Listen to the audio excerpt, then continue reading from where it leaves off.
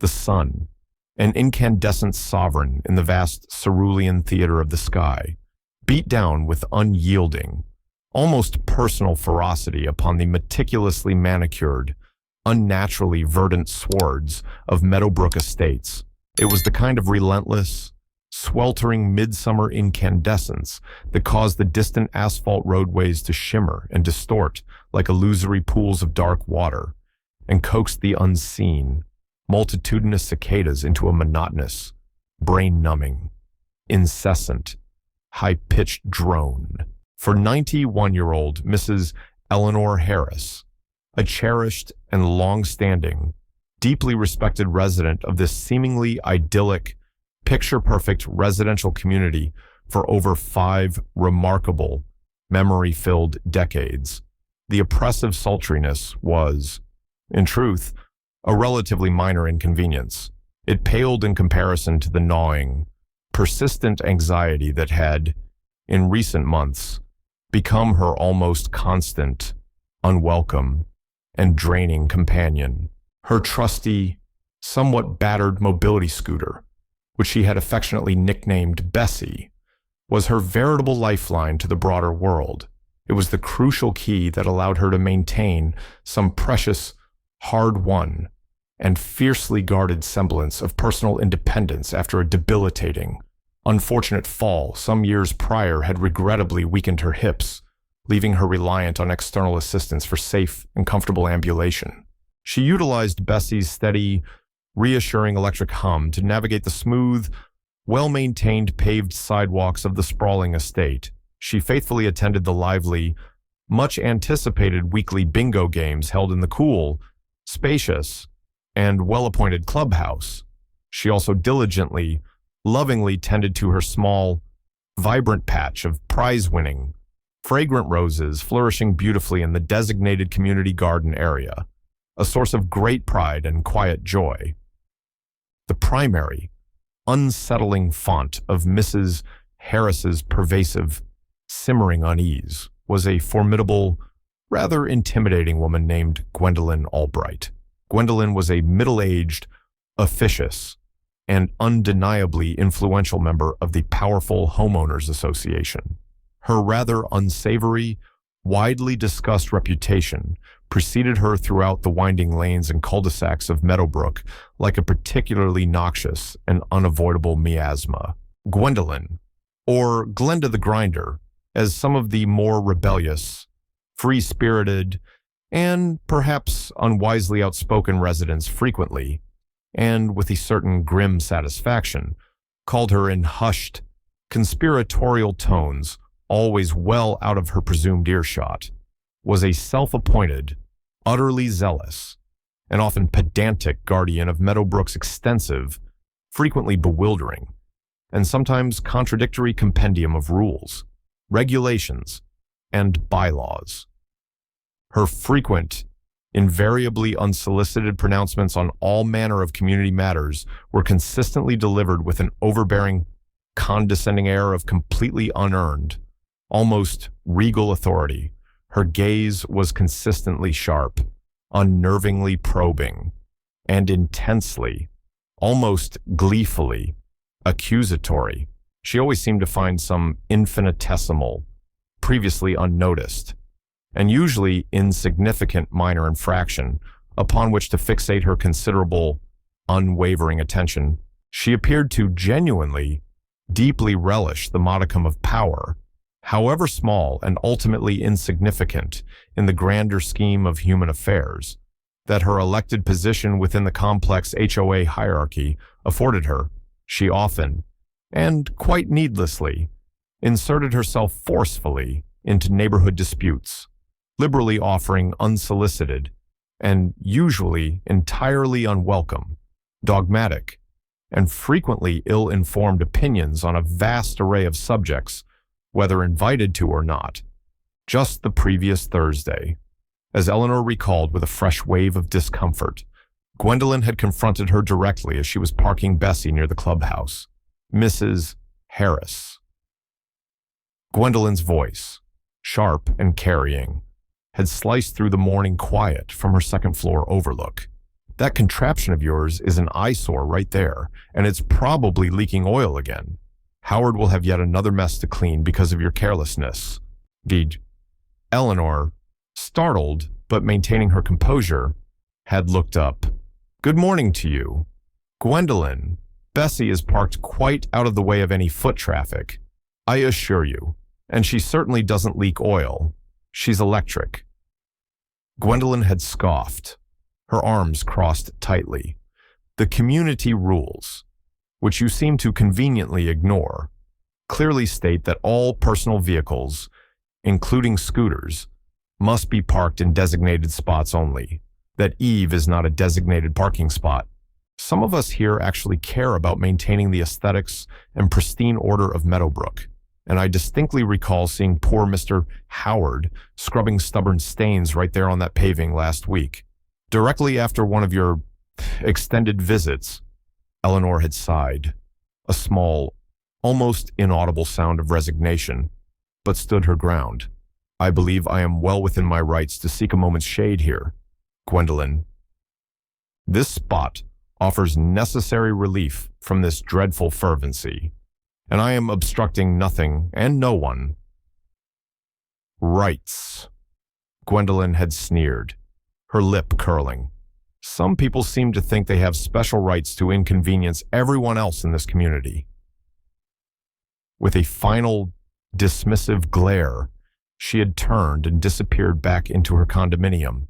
The exchange had left Eleanor feeling flustered and vaguely threatened, the injustice of the accusation about oil stains stinging her, adding to the general background hum of daily community life, and occasionally to Mrs. Harris's minor, fleeting concerns about the estate's upkeep, was Mr. Howard, the sole general maintenance man for the entirety of Meadowbrook Estates. Howard was a lanky, consistently taciturn, and often uncommunicative individual, usually seen with a well-worn tool belt slung low on his narrow hips and a perpetually weary, world-weary expression etched onto his sun-weathered face. He was single-handedly responsible for an astonishingly wide array of tasks, from fixing leaky faucets in the clubhouse kitchen and restrooms to repairing cracked sections of sidewalk paving, and even, occasionally, dealing with unwelcome wildlife intrusions. Mrs. Harris had, on various occasions over the years, exchanged polite but necessarily brief pleasantries with him during his rounds. Just last month, she gently, and she hoped kindly, pointed out a noticeably wobbly handrailing near her beloved rose garden, concerned someone might lean on it and fall. Howard had, after a few days, fixed it, but not without emitting a deep, theatrical sigh that seemed to carry the accumulated weight of the entire world's problems, and offering a fleeting, inscrutable glance that Mrs. Harris couldn't quite decipher. Was it simple annoyance at another task, or just profound, bone-deep tiredness? He always seemed to be constantly, relentlessly overworked, spread far too thin, and sometimes, Mrs. Harris mused with a pang of sympathy, he appeared a little resentful of the endless, often trivial, demands made upon him by the many residents and the unceasing upkeep needs of the large, aging estate itself. She'd also, more than once, inadvertently witnessed him in brief, visibly tense-looking conversations with the formidable Gwendolyn Albright, usually taking place near the HOA office. Their voices kept deliberately low, but their body language, Gwendolyn's sharp, jabbing finger, and Howard's slumped, defensive posture, strongly suggesting significant disagreement or displeasure. It had made her wonder idly about the specific pressures he was undoubtedly under, caught between resident demands and HOA expectations. She recalled Gwendolyn once loudly complaining in the clubhouse about Howard's shoddy workmanship on her terrace railing, claiming it was dangerously loose and that, if anything untoward happens, it will be squarely on his incompetent head. This memory now resurfaced, tinged with a new, vague unease. Today, a bright, hot Thursday, Mrs. Harris had carefully determinedly ventured out from the cool sanctuary of her neat little bungalow to the clubhouse for the regularly scheduled afternoon social gathering, an event she usually looked forward to. Bessie, her faithful, reliable electric steed, hummed steadily and reassuringly beneath her as she expertly, confidently navigated the familiar, sun-dappled concrete pathway.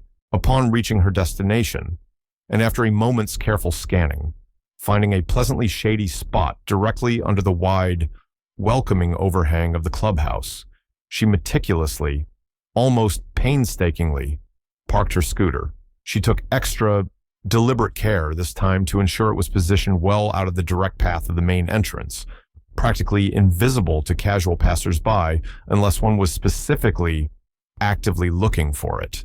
Content that she had complied with even the most stringent, unreasonable interpretation of parking etiquette that Gwendolyn Albright might choose to enforce.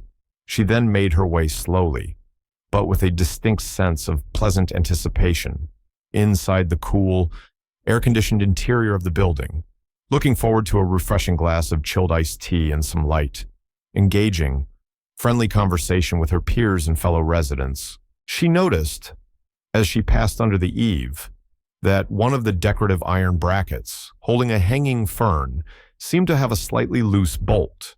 Just a minor thing, but she made a mental note to perhaps mention it to Mr. Peterson, the clubhouse manager. Later, if she remembered, little things, if left unattended, could sometimes become bigger problems. Meanwhile, from her commanding vantage point on the private platform of her second-floor condominium unit, which directly, strategically overlooked the clubhouse area and a significant, panoramic portion of the estate's sprawling grounds, Gwendolyn Albright stood, arms crossed tightly, almost defiantly, her gaze sweeping with an air of proprietary, judgmental authority across the meticulously maintained, almost unnaturally perfect, emerald green landscape. Her sharp, predatory eyes, renowned for missing absolutely nothing of consequence or even insignificance, inevitably, and with a surge of renewed irritation, landed on the familiar, unwelcome sight of Mrs. Harris's distinctive blue mobility scooter parked directly below, nestled with infuriating complacency in the very patch of cool shade she herself often coveted during her afternoon balcony vigils. An angry, prominent vein began to throb visibly, rhythmically, at her right temple, a telltale sign of her rising agitation. That irritating, rule-flouting old woman, Eleanor Harris, was, in Gwendolyn's firmly held opinion, perpetually, systematically bending the clearly established rules of the community. She was always finding some subtle, infuriatingly clever new way to inconvenience others or to selfishly carve out some small, entirely undeserved privilege or advantage for herself, parking her ridiculous, oversized, and frankly ugly contraption right there, directly under the choicest, most desirable part of the eave like that, selfishly, inconsiderately taking up valuable, strictly limited shade. It was absolutely, infuriatingly typical of her blatant, unthinking entitlement. Gwendolyn had complained vociferously before, to Mrs. Harris directly, to the HOA board, to anyone who would listen.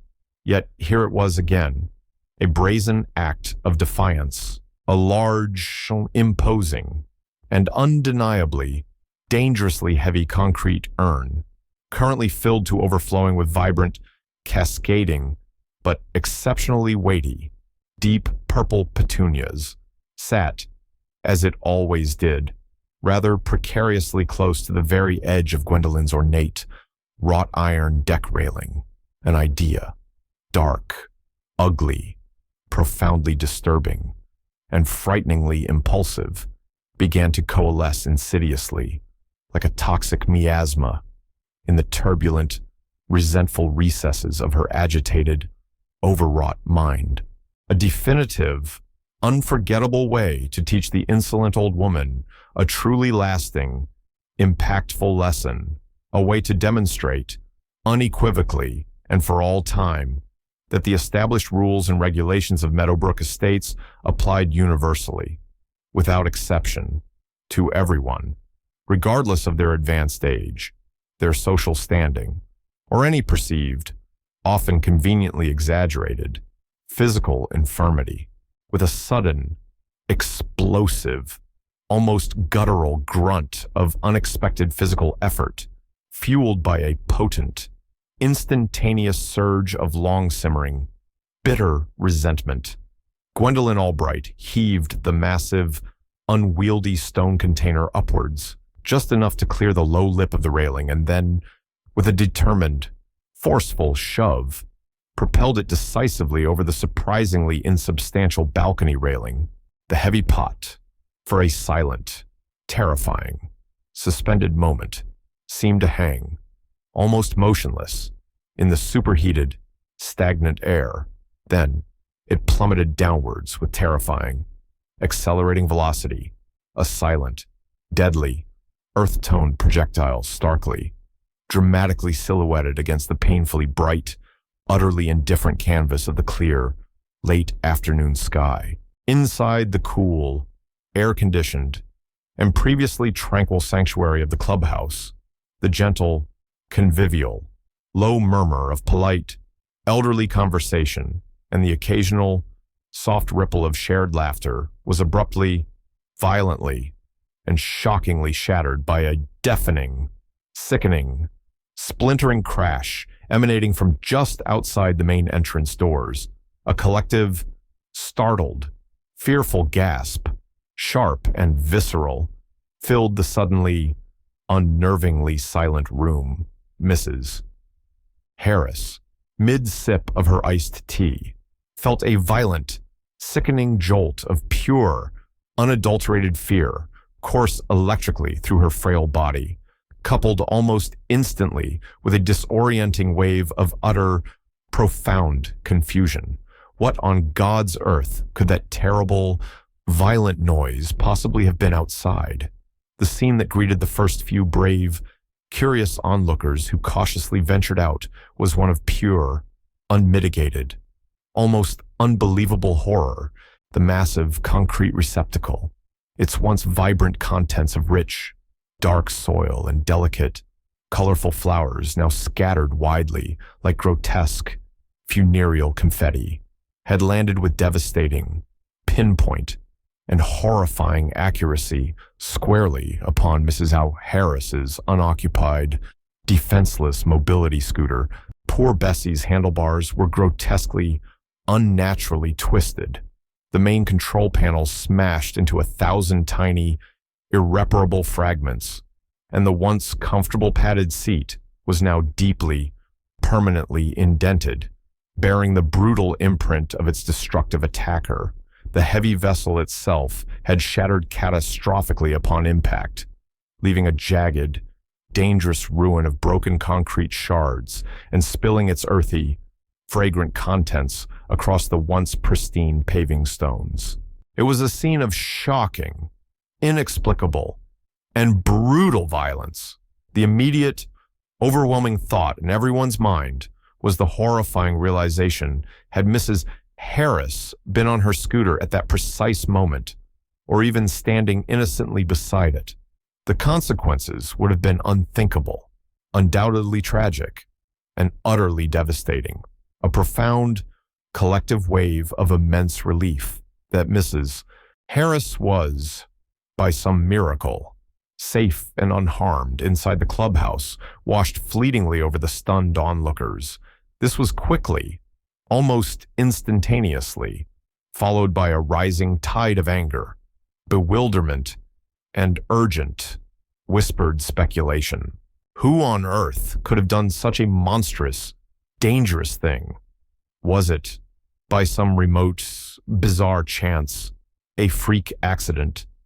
It seemed utterly, wildly impossible for such a heavy, substantial object to simply fall from a terrace of its own accord without some form of direct, forceful assistance. Unbeknownst to Gwendolyn Albright, who was at that very moment retreating hastily, almost furtively, back into the concealing shadows of her now silent apartment, her heart pounding erratically, painfully against her ribs. Mrs. Harris's devoted son, Arthur Harris, the highly respected, widely known, and decidedly no-nonsense district attorney for the entire county, was at that very moment just minutes away from the Meadowbrook Estates entrance. He had been delivering an important keynote speech at the county courthouse, a prominent building located only a few short blocks from the residential community, and was already on his way to pick up his mother for their cherished, inviolable planned weekly dinner engagement. His mobile phone, tucked into his breast pocket, suddenly vibrated, then rang, the caller ID on its screen displaying the familiar name of Mrs. Henderson, one of his mother's closest, dearest friends, and a consistently reliable, observant neighbor. Arthur, you need to get over here to Meadowbrook right now, immediately. Something absolutely terrible has happened to Eleanor. Well, not to her directly, thank God, but to her scooter, Bessie, a huge, heavy planter. It came crashing down from Gwendolyn Albright's balcony. It completely, utterly crushed Bessie. Eleanor is safe. She was inside the clubhouse. Thank heavens. But she's terribly, terribly shaken, as you can imagine. The voice on the other end of the line was audibly choked with a distressing mixture of genuine panic, profound shock, and burgeoning, righteous indignation. Arthur's blood ran cold. The carefully cultivated professional composure he habitually maintained in high-pressure courtrooms and official meetings instantly, completely deserting him. He barked a quick, terse acknowledgement to Mrs. Henderson and abruptly ended the call, his mind reeling with a sickening, disorienting cocktail of raw fear for his mother's potential well-being and a rapidly growing, deeply ominous sense of profound dread. He raced, his footsteps echoing hollowly, to his parked car in the courthouse lot, his thoughts a chaotic, terrifying jumble of worst-case scenarios. He arrived at Meadowbrook Estates, tires squealing slightly as he made the turn, to a scene of controlled, yet undeniably palpable, communal chaos, a small, agitated crowd of concerned, anxious neighbors, their faces etched with varying, expressive degrees of profound shock, utter horror, and simmering, barely suppressed outrage, were gathered in a tight, somber circle around the mangled, pathetic, almost unrecognizable remains of his mother's beloved, indispensable scooter. His mother, he was relieved to see, was seated on a nearby shaded bench, looking pale, fragile, and visibly trembling, being gently, solicitously comforted by the ever-loyal Mrs. Henderson, but thankfully, blessedly, physically unharmed. Arthur's sharp, intensely focused, legally trained eyes scanned the entire, disturbing scene with practiced, almost automatic efficiency, his highly analytical mind already beginning to swiftly, methodically piece together the disparate, jarring fragments of the unfolding, potential tragedy. He noted the widely scattered, jagged shards of shattered concrete, the dark, damp spill of rich potting soil, the grotesquely twisted, torn metal of the scooter's frame, and then his gaze instinctively, purposefully lifted, sweeping assessingly across the row of second-floor verandas directly, vertically above the devastating impact site. Mrs. Henderson, noticing his intense scrutiny of the overhead structures, immediately pointed a trembling, accusatory finger directly, unequivocally, towards Gwendolyn Albright's specific condominium unit. It came from her platform, Arthur. Directly from there, I didn't actually see her push it. Not with my own eyes. But that's where it fell from. Straight down. It couldn't possibly have been a simple accident. Not something that incredibly heavy. Not on a calm day like this. A sudden, intense wave of icy, Sharply focused fury washed over Arthur. Cold, sharp, intensely personal, and deeply unsettling. He knelt tenderly beside his mother for a moment, his voice gentle and reassuring as he confirmed she was truly all right, his hand briefly covering hers. Then, he straightened, his expression hardening into a grim, determined mask. He approached the visibly flustered, perspiring clubhouse manager, a man named Peterson, his voice deliberately low, impeccably steady, and imbued with an unmistakable, powerful undercurrent of official authority. "Mr. Peterson," he began, his tone polite but firm. "Are there any security cameras installed on this property that might have captured this incident? Specifically, are there any cameras covering this particular walkway, the eave area, or, crucially, the balconies directly above?" "Yes, Mr. Harris. Yes, indeed, sir," Peterson stammered, clearly intimidated by the district attorney's unexpected, commanding presence and the gravity of the situation. "We have one primary, fixed-position security camera that generally overlooks the main clubhouse walkway near the eave, and it usually captures a significant portion of those particular second-floor terraces as well. The image quality isn't always perfect, especially in bright sunlight, but it might well show something useful." The manager, fumbling nervously with a large ring of assorted keys, quickly, almost scurrying, led Arthur to a small, cluttered back office and, after a moment of searching, retrieved the relevant, time-stamped digital video footage from the building's DVR system. Arthur watched, his face a grim, utterly unreadable mask of stone, as the somewhat grainy, slightly pixelated, black and white video played silently on the dusty monitor. The archival footage, despite its limitations, clearly, chillingly confirmed the horrifying, undeniable truth the heavy planter had indeed originated from Gwendolyn Albright's overlook. A figure, its form somewhat indistinct, was visibly present on the deck just moments before the planter tragically fell. Unfortunately, the precise angle of the camera, the considerable distance involved, and the harsh, glaring afternoon sunlight reflecting directly off the light-colored building facade created significant visual interference, effectively obscuring the individual's facial features. The actions of the figure, however, were alarmingly, damningly clear.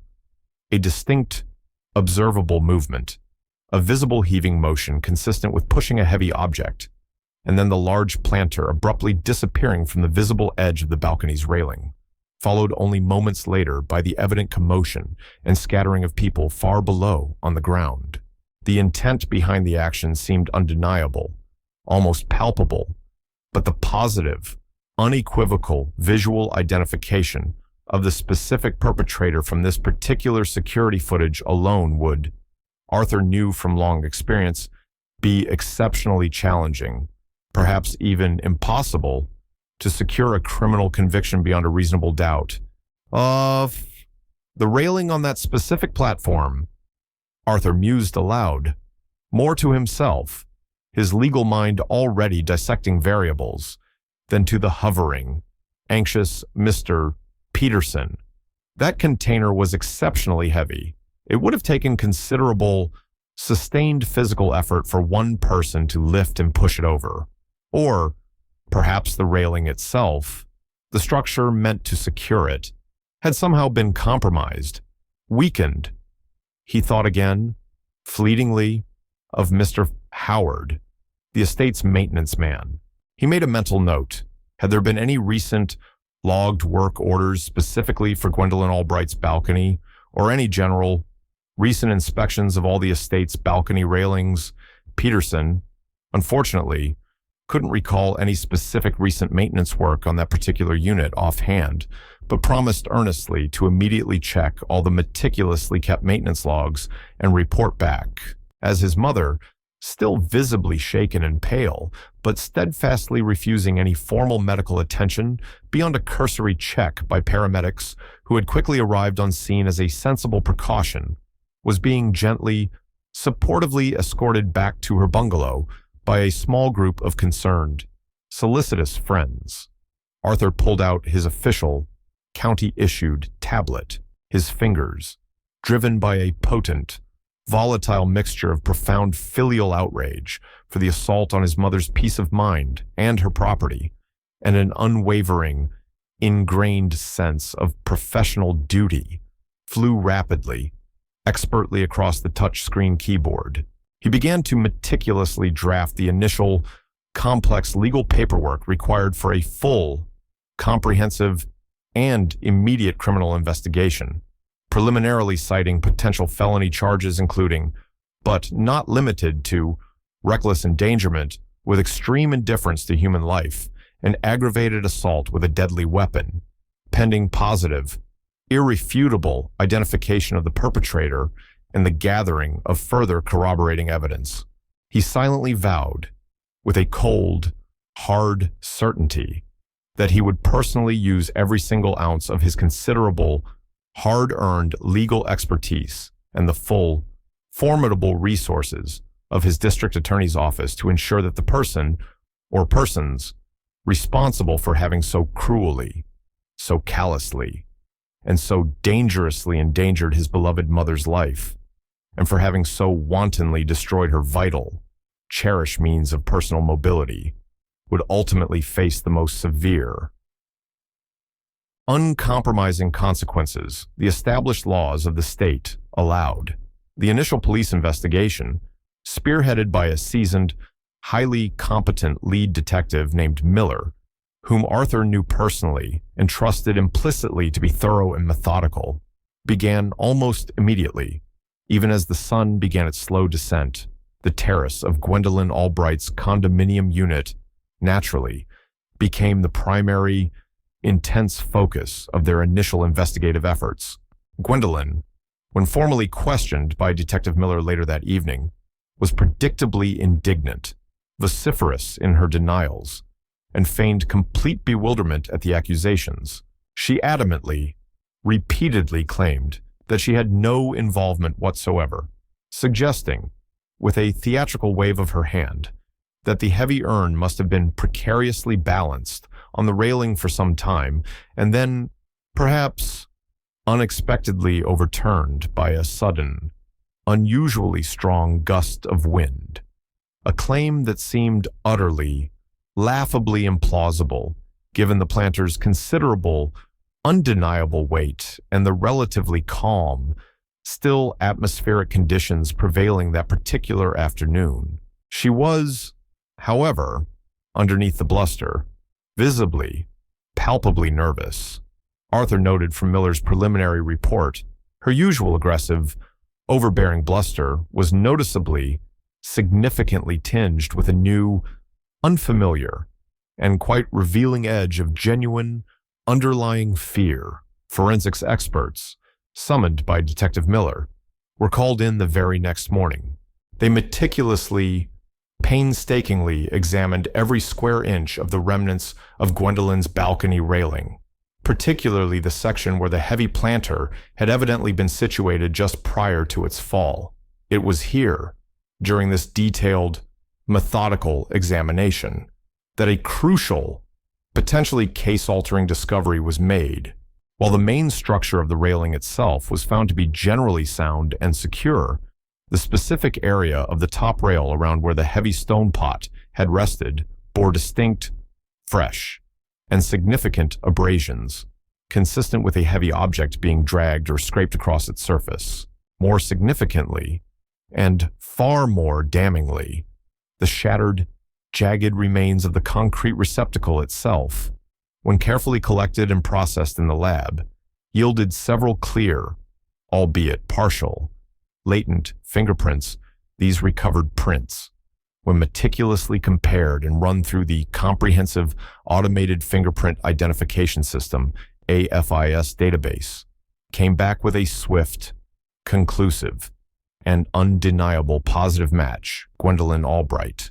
Crucially, there were no other identifiable recent sets of prints found on the relevant exterior sections of the heavy planter, this powerful forensic evidence changed everything, dramatically shifting the landscape of the investigation. While the security video was highly suggestive of her involvement, the undeniable fingerprint evidence now placed Gwendolyn Albright's hands directly, physically on the container at or very near the precise time it was moved and sent plummeting downwards. This, combined with the multiple eyewitness accounts confirming the planter had indeed originated from her specific deck, and her well-documented, long-standing history of overt animosity towards Mrs. M. Harris and several other residents, solidified the burgeoning case against Gwendolyn considerably, moving it from strong suspicion to near certainty. The news of Gwendolyn's impending arrest, based primarily on the strong, compelling forensic fingerprint evidence, sent profound, reverberating shockwaves of disbelief, outrage, and a strange sort of grim validation throughout the normally placid, uneventful residential community of Meadowbrook Estates. The story also resonated deeply, and with considerable public interest, within the wider county area, quickly becoming a lead item on local news broadcasts. The sheer, calculated, almost unimaginable malice of the act, the blatant, breathtakingly callous disregard shown for the life and well-being of a vulnerable, elderly woman, ignited a veritable firestorm of intense public condemnation and widespread moral outrage. Numerous Meadowbrook residents, many of whom had long, silently suffered under Gwendolyn's petty, overbearing, and often intrusive tyranny, and her incessant, unnerving need to control every minute, trivial aspect of their daily lives, now felt emboldened, empowered by the arrest, to finally speak out openly to the persistent, patient investigators. They recounted, one after another, a chilling, consistent litany of disturbing tales of her vindictive, retaliatory behavior, her constant, unwarranted, and often aggressive interference in their private affairs, and her disturbing, well-established pattern of escalating even the most minor, insignificant disagreements into major, prolonged, and deeply unpleasant confrontations. The pretrial period was fraught with tension and anticipation. Arthur, while scrupulously maintaining a necessary professional distance from the direct prosecution by officially assigning a highly capable, experienced senior prosecutor from his office, Margaret Jennings, to lead the actual courtroom proceedings, remained nevertheless deeply personally involved in a crucial advisory and strategic capacity. He ensured every single piece of evidence was meticulously prepared, every potential legal challenge anticipated. He couldn't, however, quite shake a persistent, nagging, intuitive feeling, a small, insistent voice in the back of his mind. Gwendolyn was undoubtedly malicious, petty, and controlling. Yes, that much was abundantly clear. But was she truly capable, physically, of such a demanding, strenuous act entirely on her own? The concrete urn was exceedingly, demonstrably heavy, and the initial, fleeting thought he'd had at the scene about the structural integrity of the railing, had it, perhaps, been tampered with in some way, not just worn or damaged, but deliberately altered to make it easier for someone, perhaps even someone like Gwendolyn with her average physique, to dislodge the dangerously heavy urn. It was a disturbing, unwelcome thought, but one that refused to be dismissed. He quietly, informally, instructed Detective Miller and his investigative team to meticulously re-examine all the available maintenance logs for Meadowbrook Estates, this time specifically looking for any documented work, no matter how minor, that had been done by Mr. Howard on or even near Gwendolyn Albright's specific balcony in the weeks and months leading up to the incident. He also asked them to subtly probe for any records of unusual interactions, disputes, or complaints logged between Howard and Gwendolyn. The initial review of the logs showed only routine, scheduled maintenance tasks performed across the entire estate, but nothing specific or recent documented for Gwendolyn's platform railing itself. Howard, when briefly, almost casually re-interviewed by Miller, was his usual laconic, unforthcoming self. He flatly denied any specific knowledge of the planter, its stability, or any pre-existing issues with Albright's balcony railing. He did mention, almost as a weary, dismissive aside, that Gwendolyn Albright was, in his experience, always complaining loudly about something or other, and that he generally, for his own peace of mind, tried to avoid any direct interaction with her whenever possible. It seemed, frustratingly, like another dead end. The focus remained squarely on Gwendolyn. The trial of Gwendolyn Albright commenced, drawing significant media attention. It was, from the prosecution's perspective, remarkably swift and brutal in its focused efficiency. The security video evidence, while not providing a clear facial identification of Gwendolyn, unequivocally depicted the planter's origin from her terrace and the clear, deliberate nature of the action that sent it falling. The forensic findings, particularly the conclusive, damning fingerprint match on the receptacle itself, were presented as irrefutable, concrete proof of her direct physical involvement. The emotional, often poignant testimonies of numerous Meadowbrook neighbors, including the articulate Mrs. Henderson and, most compellingly, Mrs. Harris herself, who testified with quiet, heartbreaking dignity about her profound reliance on Bessie, her fear that day, and her history of previous unsettling, intimidating encounters with the defendant, painted a damning, vivid, and entirely consistent portrait of Gwendolyn Albright. She was depicted as a woman consumed by petty grievances, obsessed with trivial rules, and possessing a dangerous, almost pathological need for control over others. Margaret Jennings, the lead prosecutor, under Arthur's discreet but watchful, approving eye from his seat in the crowded public gallery, presented a compelling, meticulously constructed, and legally sound case. Her presentation left absolutely no room for any reasonable doubt regarding Gwendolyn's direct, hands-on involvement in the act itself. Gwendolyn's beleaguered defense attorney attempted, somewhat weakly, to argue that the fingerprints found on the urn could possibly have been from an earlier, innocent time when she might have simply tended to the flowers within it, and that the security video was, at best, inconclusive regarding positive identification. However, the prosecution effectively, systematically countered these speculative claims, highlighting the forensic expert's testimony about the likely freshness of the prints based on their position and clarity, and emphasizing the undeniable, clear sequence of events captured on the surveillance tape, which perfectly matched the timeline of the incident. The jury, after receiving their instructions from the judge, deliberated for a surprisingly short period, less than 3 hours, before returning to the courtroom with a unanimous guilty verdict on all counts, including felony assault with a deadly weapon and aggravated battery causing significant property damage with potential for grievous bodily harm. The courtroom fell into a stunned, momentary silence. Then, the presiding judge, a stern, highly experienced jurist, known for her sharp intellect and no-nonsense demeanor, who had presided over countless serious criminal cases in her long career, addressed the defendant. She was visibly, palpably disgusted by the calculated, shocking callousness and the sheer, wanton recklessness of Gwendolyn's documented actions, particularly given the undeniable vulnerability of the intended victim's property, which by clear extension had seriously threatened her person. She delivered a harsh, uncompromising sentence, citing the need for a clear deterrent, 20 years in state prison, with no possibility of parole consideration for at least 15 of those years. The courtroom, packed to capacity with Meadowbrook residents, members of the press, and legal observers, erupted in a complex, muted mixture of stunned silence, hushed, involuntary gasps, and a quiet, grim, almost reluctant satisfaction from many of Mrs. Harris's friends and neighbors.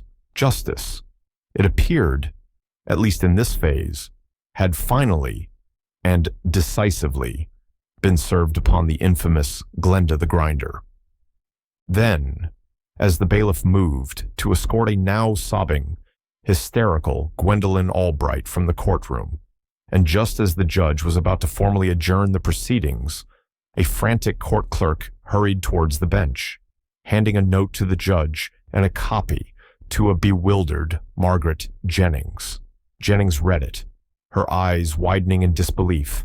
She immediately requested a sidebar with the judge and defense counsel. After a tense, hushed conference at the bench, the judge, her expression now one of profound gravity, reconvened the court. "Ladies and gentlemen," she announced, her voice ringing with authority, "a new piece of forensic evidence has just been brought to the court's attention by the lead investigative team. It pertains to the structural integrity of the bolts securing the section of the defendant's balcony railing from which the container was dislodged. This report, from an independent metallurgical analysis that was delayed, indicates that several critical securing bolts on that railing appear to have been deliberately, systematically tampered with, specifically partially unscrewed and then scored with a tool in such a way as to significantly compromise their load-bearing capacity, making it far easier for a heavy object to be pushed or to fall from that specific section of the veranda." A collective gasp went through the courtroom. Gwendolyn Albright, momentarily stunned into silence, looked around wildly. "This report," the judge continued, her gaze sweeping the room, "also includes analysis of trace metal filings found near the bolts that are inconsistent with simple weathering or accidental damage. They are consistent with recent tool use. This information was not available prior to the jury's deliberation." Arthur felt his blood run cold, his nagging doubt. Howard. Margaret Jennings, looking pale but resolute, stood. "Your Honor, in light of this extraordinary and deeply disturbing new information, the state requests an immediate adjournment of sentencing finalization and a stay of these proceedings pending an urgent, full investigation into these new findings. This potentially introduces an entirely new dimension to this case, possibly involving another party." The courtroom erupted into chaotic noise. Reporters were shouting questions. Mrs. Harris looked utterly bewildered. Gwendolyn was now screaming about being framed. The judge hammered her gavel repeatedly. "Order, order in this court. This proceeding is hereby adjourned. The defendant will be remanded in custody. The investigation will be reopened with immediate effect to explore these new, serious allegations of potential conspiracy and evidence tampering." The mid-trial bombshell had detonated, turning a seemingly closed case Grunda on its head.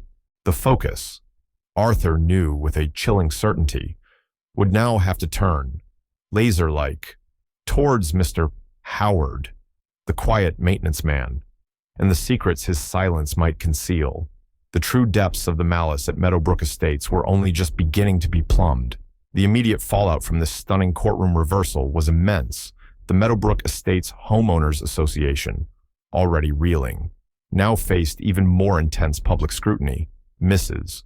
Harris, after the initial shock of the new revelations, found a quiet, dignified strength. Arthur, while maintaining professional oversight, knew the reopened investigation had to be unimpeachable.